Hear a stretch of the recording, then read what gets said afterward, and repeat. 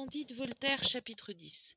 Dans quelle détresse Candide, Cunégonde et la vieille arrivent à Cadix et de leur embarquement. Qui a donc pu me voler mes pistoles et mes diamants disait en pleurant Cunégonde. De quoi vivrons-nous? Comment ferons-nous? Où trouver des inquisiteurs et des juifs qui m'en donnent d'autres?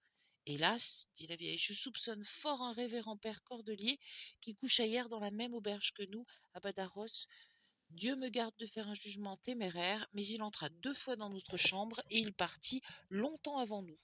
Hélas, dit Candide, le bon Pangloss m'avait souvent prouvé que les biens de la terre sont communs à tous les hommes, et que chacun y a un droit égal. Ce Cordelier devait bien, suivant ses principes, nous laisser de quoi achever notre voyage.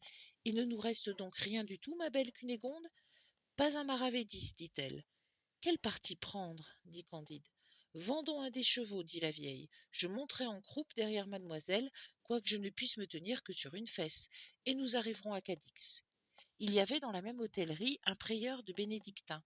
Il acheta le cheval bon marché. Candide, Cunégonde et la vieille passèrent par Lucena, par Chilas, par Lebrixa, et arrivèrent enfin à Cadix. On y équipait une flotte et on y assemblait des troupes pour mettre à la raison des révérends pères jésuites du Paraguay, qu'on accusait d'avoir fait révolter une de leurs hordes contre les rois d'Espagne et de Portugal, auprès de la ville du Saint-Sacrement.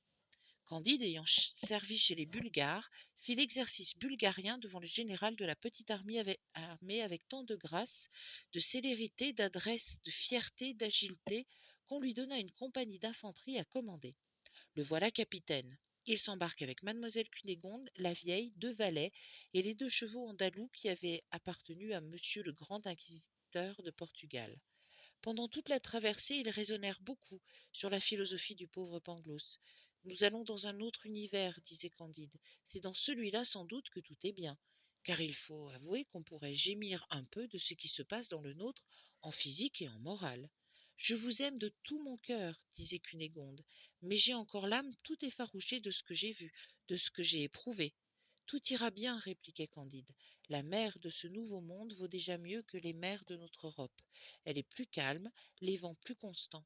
C'est certainement le nouveau monde qui est le meilleur des univers possibles. Dieu le veuille, disait Cunégonde, mais j'ai été si horriblement malheureuse dans le mien que mon cœur est presque fermé à l'espérance. Vous vous plaignez, leur dit la vieille. Hélas, vous n'avez pas éprouvé des infortunes telles que les miennes.